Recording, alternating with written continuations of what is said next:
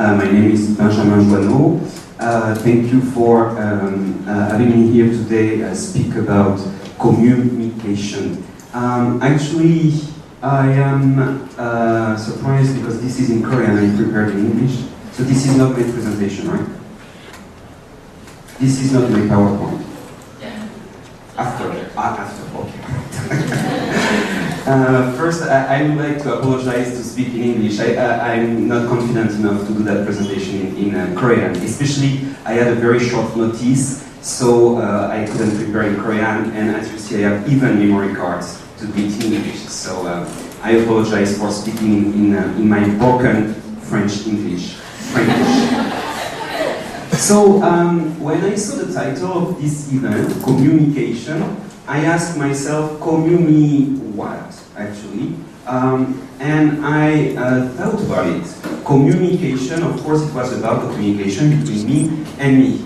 But in such a positive event than as TED, I think we cannot speak only about a narcissistic way of communication between me and me. Why shall I communicate with me? The goal, of course, is to have a better communication with others. So I thought, okay, CommuMEcation, actually it's just about communication with me and others. So we go back actually to a very classical, traditional communication pattern. So it's about communication. I was invited because I wrote a book recently, which was published in Korean, so a bit of self-promotion here. The book about face and imagination.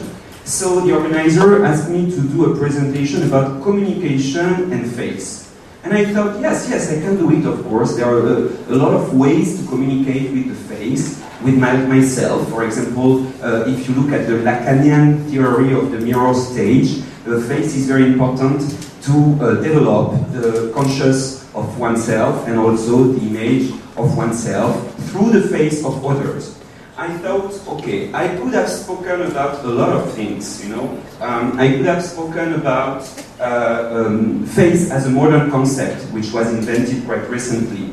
I could have spoken as the mirror, which is a kind of social device to communicate my image, which is actually imposed by society. If you look at the criticism by Simone de Beauvoir, for example.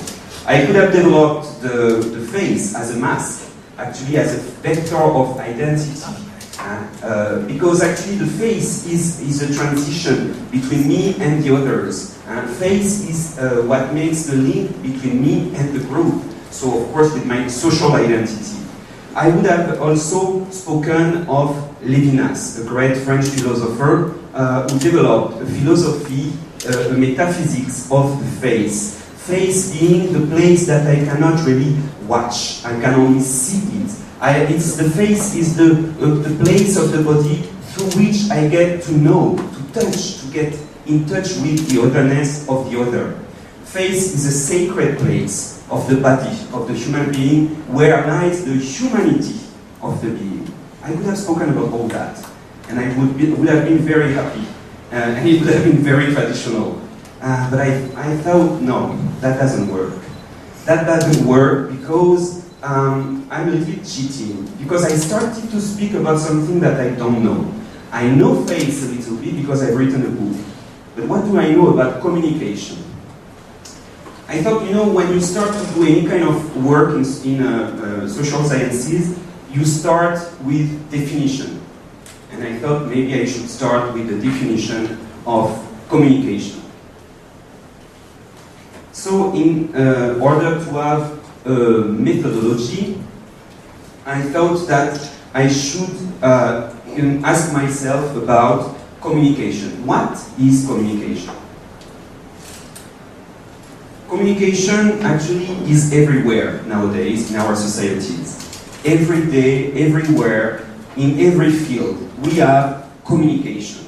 We are in an all-communication society. Communication is everywhere, but we rarely ask ourselves, what is that communication that we are aiming at? What is it about communication that we need to communicate all the time?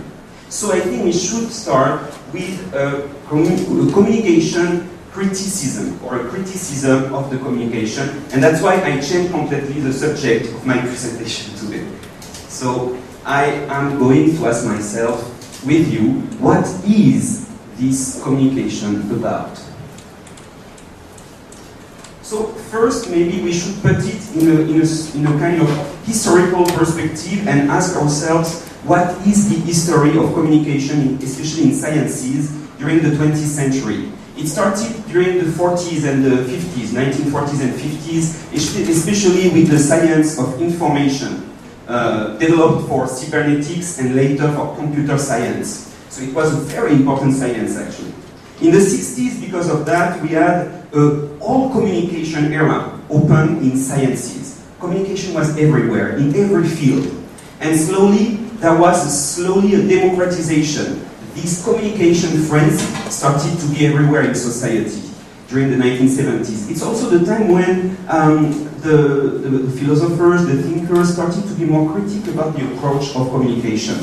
And in the 1980s, we had, especially in France, a lot of criticism about the problematics of the communication in society. But it was too late because communication was already everywhere in our societies. Actually, we have communication everywhere in our society, as I said. Since the 1980s, we have to communicate. So, between the father and the mother, between parents, between friends, between lovers, between communities, between religions, between countries. We have communication in advertising, it means everywhere. We have communication in human resources in a company. We have communication absolutely everywhere. And look how people are happy to communicate. That's a beautiful picture of our society, but we know it doesn't work like that. So there must be a lie somewhere. I guess there is a lie. The power of communication. So we are being told that we must communicate. Today too, we are at this TEDx event because we need to communicate. But why do we have to communicate? Nowadays, for example, when I am in the elevator in my house, and so there is a sign saying, communicate with your neighbors and smile. And I have a friend, Korean friend, his wife decided, I think she read that in a magazine, that they have to communicate, he has to communicate, the father, with his two boys, two children. So they have to have a nice, quality communication. So one-to-one communication. So now he's a very busy person, he's a medical doctor, but he spends his weekends, one day with one child, another day with another child. And actually they are in that one-to-one situation, both of them very uncomfortable, they don't speak at all, and they have a very poor quality time actually. We have also, and we all know that, we are now communicating through Twitter even today, with all these social networks, Twitter, Facebook, etc. We are asked to communicate friends, thoughts, feelings, pictures, but we don't know exactly why. So, I'm not going to be criticizing all communication in every field, because communication is something very natural, of course. Communication is natural in the world and between humans. But what I would like to criticize or to question is what kind of communication are we talking about now, in a place like here today, for example, or in our societies. We are actually under the paradigm of the transparent communication, the transparency pattern of communication. It could be easy. Take any kind of magazine or just turn on your TV and you will see that transparency is everywhere in a society like Korea. It became really a real paradigm or a real structure of our modern imagination. We actually can see behind that type of communication that we are aiming at, that transparent communication, a kind of fantasy of a communication heart to heart, where the communication is kind of perfect transportation of information from one point to another. Actually, this is based, this kind of fantasy, on the very old theory of Shannon, which was developed in the 1940s, in 1948 exactly, which is just to, I gave you here a kind of easy schema to describe it, which is transmitting a message, an information, through a channel, for example, the language, the speaking, speech, to a receiver with a destination. Of course, there will be a feedback, and that can make a dialogue, communication. Of course, they knew that there was some noise in the middle, that information sometimes doesn't go or flow easily, and that you have troubles communicating. But in that very simple, and I would say simplicist, very too simple model of communication, which has been very criticized from the 70s, you have to destroy the noise. Because we think, when I say we, it's Shannon and our mass culture in general, that the noise is something to be reduced, erased, to achieve a perfect communication, a transparent communication. That's what I call transparent communication. That's actually the ground or the base for our model of communication and our transparency syndrome. So I think we have to deconstruct that question of communication. For example, in that pattern of communication, in the transparent communication that we're trying to achieve, we have another paradigm. I would call it the confession syndrome. Look at some TV shows so popular, especially in North America, like Oprah, where people go on talk shows, but even in Korea, to tell the truth about themselves, to tell everything about themselves. So it's a need of transparency between me and the others. We could try to ask ourselves when it started. Well, it's difficult to find the origin of such a long trend and a social trend, but we can find some landmarks. We have, for example, something very important happening in Rome, in Roman Empire, especially with Christian religion.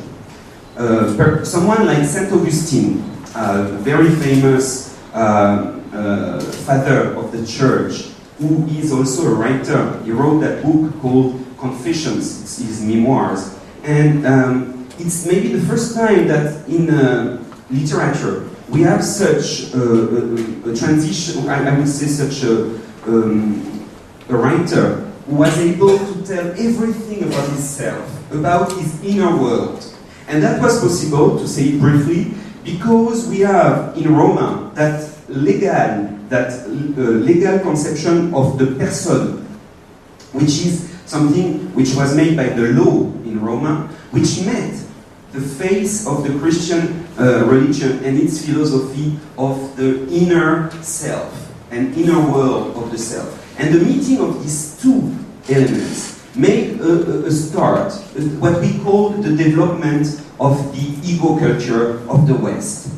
And of course there is maybe 1,500 years of transition and a long time of maturation. And then we have another landmark, another milestone in the 18th century. 18th century where we have suddenly a kind of crystallization of that ego culture. Let's have a look, for example, at another famous writer and philosopher, Jean-Jacques Rousseau, the French philosopher, with his Confessions. It's the title of his book about his life, his memoirs, where he tries to have that transparency all the time. He wants to tell all the truth about himself. The book starts with the sentences like, I'm going to do something that nobody did before me. I'm going to tell you all the truth about myself.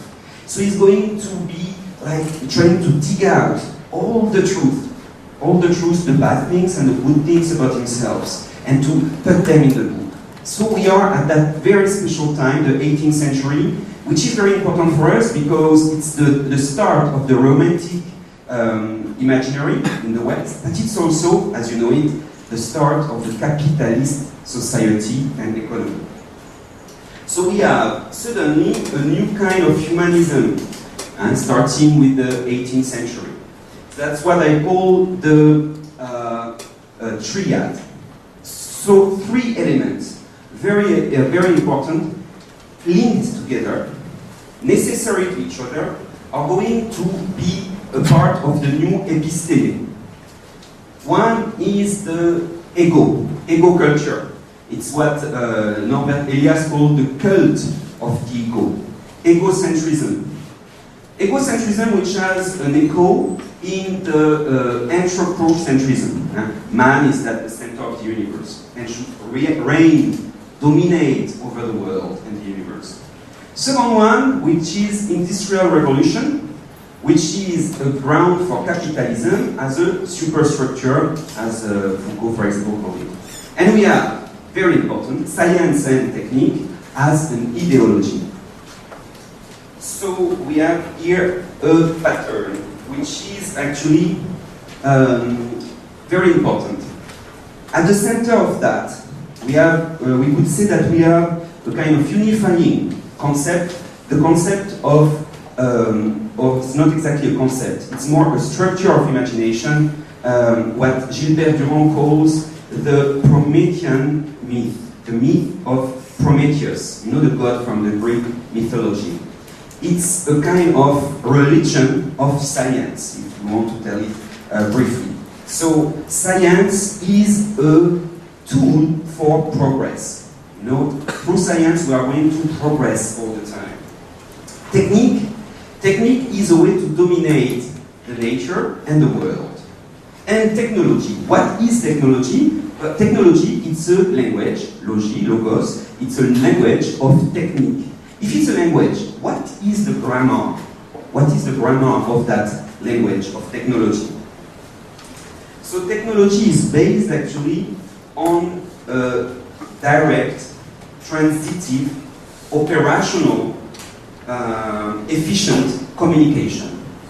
In technique, in science, and especially in technique, you need to have a communication with the pattern of Shannon. A little bit of noise that we can erase, but perfect communication, transparent and effective, which can be operational because we don't want the noise, we don't want the ambiguity in technique. So this approach of communication through science started to be imposed through the factories to the workers, but also to the people working in office. And slowly, through the 19th century and the 20th century, actually this approach of technique was spread everywhere in society, and we are still under that episteme or paradigm. So, what is, for science and technique, a good communication? It's the key for progress, as I said. So in terms of economics, what does it mean? In terms of economics, progress or good communication means benefits, growth. In terms of individual, of human beings, of me and you, what does it mean, a good communication? It means that it's the key for self-development. And we speak a lot about self-development, self-realization, and happiness, well-being, of course. So that's the new religion, that's the new paradigm which is brought by this technical or technicist way of communication. Actually, the model of that communication is a communication, as we said, that we have seen, a model inspired by technique. It's a model of communication between machines. Machines should communicate, properly, operationally. And it's the same with human beings in such a society, a capitalist society which has to work properly, be performant, the cult of the performance. We have to be the best. And if we want to have the best communication, then we must have a communication without this noise. So we are actually seen, in a way, as machines. That's why the individual as a concept, individual and person as concepts were so important in the development of the Western European way of capitalism and the episteme that we have until now. So I come to my point. Now we are in Korea. We are speaking about Korea. What is it about? What's going on? When we import such a model of communication, of all communication, as I call it, this all communication, technicist way of communication, when we import it to Korea, how does it work? Well, I guess it's quite complicated because historically speaking, Korea is a very different context than Europe or North America. Here we have a background of a police society. I use a word developed by Louis Dumont. Police society means a society where the group is more important for the realization of the individual and the person than the individuality itself. Of course, in such a holist, clanic society like Korea, the me, the ego, the self are going to be completely different from Europe. So communication too has to be different, according to what I said. Communication with me and with the others cannot be the same that the one which is dreamed or fantasized in Western scientific episteme. My question here is that all communication pattern that we have in Korea and that we have here today too, is it a real desire, a real need, an anthropological need that everybody shares, or is it an imported desire? A desire which is not mine or yours, which is just imported by history. Let's think about it. I heard some comments and I read even things about Korean society nowadays is not completely, it's not properly working, as some people say. We have a lot of troubles, like everywhere. I should say it's not a criticism, and especially a lot of suicide. How to stop that suicide waves, and that solitude that we have, especially here in Korea. So I've been told, well, we should learn to communicate. And that's why we have such a meeting today. We have to communicate, to have a better communication. But I ask myself, after all I've said about communication, is miscommunication, is bad communication the cause of the suicides and the different problems that we have in society, or is it an effect? I would say that it's a symptom. I see it as a symptom. And I don't think that we can cure our problems by just communicating better. Not that way, anyway. It's like when you have a flu, if you have a running nose, it's not because you clean your nose that you are cured. You still have the flu. And it's the same. Curing communication is not going to cure the societal problems that we have here. Actually, I see behind these problems a contradiction, or a series of contradictions. It's maybe a bit Marxist approach, but I think that we are based, our societies and their dynamics are based on contradictions. And that's very important to be aware of these contradictions. These contradictions create a double bind, and I'm going to develop that. What does it mean? To say it briefly, I know it's very schematic what I'm saying, but to say it briefly, we are in a society where we have, as I said, a holist base, which is a tendency towards the group, the collectivity, where the group is seen, as I've said, important for the realization of myself. The group and its unity, as you know better than me in Korean, is very important to self-realization. Okay, that's the Korean traditional pattern. And suddenly, since the 20th century, we have an imposed quest for self-development. Open any kind of magazine in Korea. Open any kind of program on the TV. And you will hear a speech about self-development. We have to develop our personality, our style. Style is so important. Our lifestyle, well-being, blah, blah, blah. Okay. So we have, in a way, that new culture of the self, but we don't have the appropriate base for it. That's the first contradiction. A holist society which has been imposed, suddenly a culture of the self. That's the first contradiction, which makes a double bind. It means you are asked to do something, develop yourself, but you don't have the proper concept of the self, you cannot do it. So it's psychologically speaking, it's what we call a double bind. Of course, I'm schematizing a lot, and it's much more complex than that, as you know. Another contradiction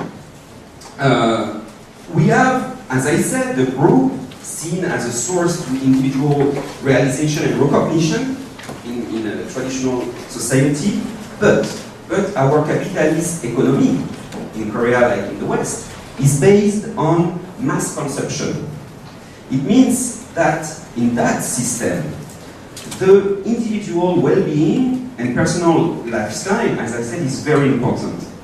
We need to develop more personalities, individual personalities and tastes and styles, so that we can produce more and sell more. That's the very base of the economy.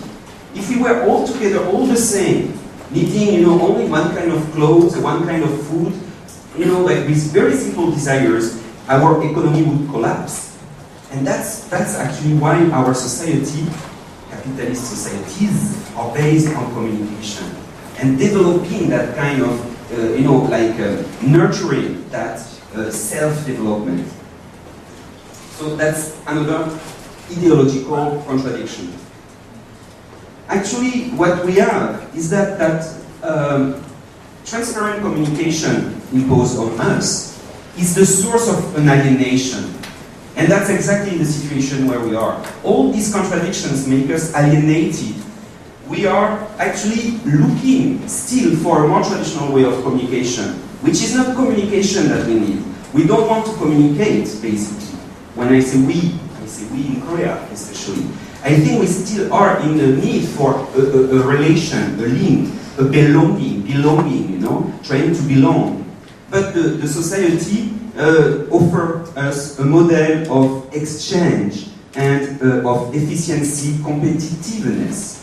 Being competitive, like machines competing and being performing. And that's the big, I think, contradiction once again. In traditional communication, we have, or in traditional societies, because I would like to avoid the word communication, in the traditional way of exchange, you have loss, what we call noise in the schema I showed you. We have ambiguity. We have the implicit, the untold, as the base of communication. It is important because this traditional way of communication is based on interpretation, which is something that the machine didn't, we are not able, still now, to mimic. With the automatic translation, we try to find that way, but it doesn't work very properly. Because interpretation is based on what? On common sense. To understand what I say, we have to share something. We have to have shared references. And that's what brings the belonging. And that's very special in language and in communication in general. And that's very something that we are losing. And that's what is bringing the human touch that maybe we are craving for.